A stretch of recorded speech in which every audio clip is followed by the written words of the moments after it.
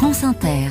Les chroniques littorales s'intéressent ce matin à un observatoire installé à Saint-Nazaire. Bonjour José-Manuel Lamarque. Bonjour Mathilde Munoz. Un observatoire spécialisé dans l'économie maritime. L'économie maritime, Mathilde, c'est l'ensemble des activités économiques liées à la mer, directement ou indirectement dépendantes des ressources maritimes, que nous allons découvrir avec Paul Touret, le directeur de l'ISEMAR, l'Institut supérieur d'économie maritime. Paul Touret, l'ISEMAR, un institut né en 1997. Alors on va avoir bientôt 30 ans et comme le monde maritime bouge beaucoup, le transport, et on le voit en ce moment dans l'actualité, on est à la fois très jeune dans l'histoire du transport maritime français et finalement assez vieux pour connaître tous les soubresauts qu'il a connus depuis une trentaine d'années.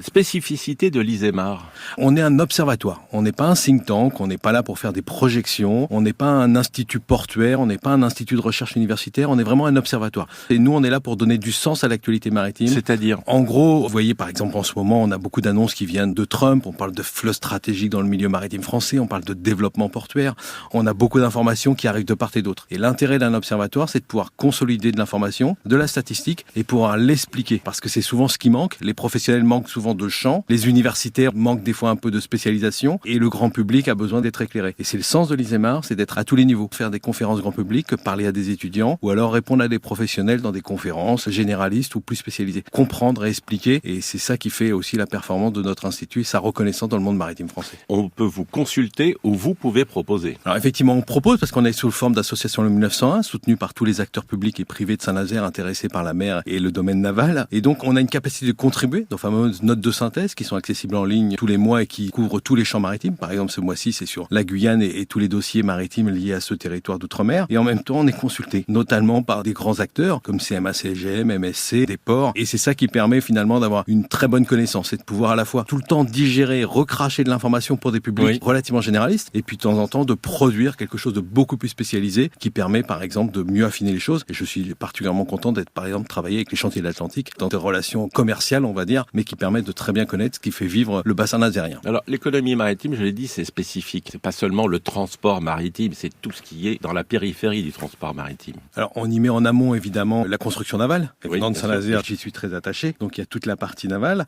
Après, il y a le passage portuaire, qui représente beaucoup d'activités. Le transit de la marchandise, la valorisation souvent dans l'industrie, beaucoup de salariés. Et puis, le transport maritime, les armateurs, les navigants, tout ce qui va être tourné autour, mais aussi l'assurance, les banques. C'est tout un écosystème très large et international avec des dimensions, évidemment, assez particulière et qui change en permanence. On en parle beaucoup, mais il ne faut pas oublier nos amis pêcheurs. Il y a évidemment le monde de la pêche, il peut y avoir le plaisance, et là on élargit ce qu'on appelle l'économie bleue, qui dépasse finalement le pur transport maritime ou les activités de service autour des marchandises et de certains travaux pour aller vers autre chose. Effectivement, c'est tout ce monde de la mer qui est très important en France, il faut toujours le rappeler. Paul Touret, vous faites une différence entre économie maritime et économie bleue ? On va mettre dans l'économie bleue tout ce qui tourne autour de la mer. Ça peut être l'offshore pétrolier, ça peut être la plaisance, ça peut être la pêche, maintenant les EMR, et puis il y a le pur maritime qu'on va dire autour des marchandises, des passagers et des activités portuaires qu'on connaît bien dans notre grande place maritime française. On le rappelle, les EMR, ce sont les énergies marines renouvelables. Effectivement.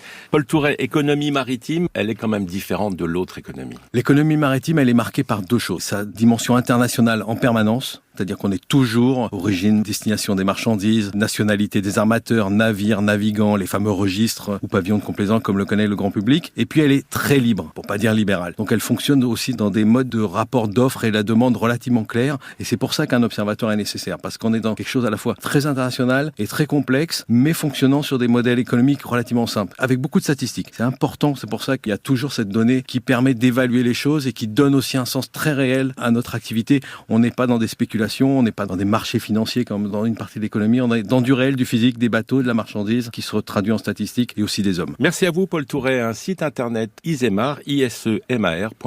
À demain Mathilde Munoz. À demain José-Manuel Lamarque.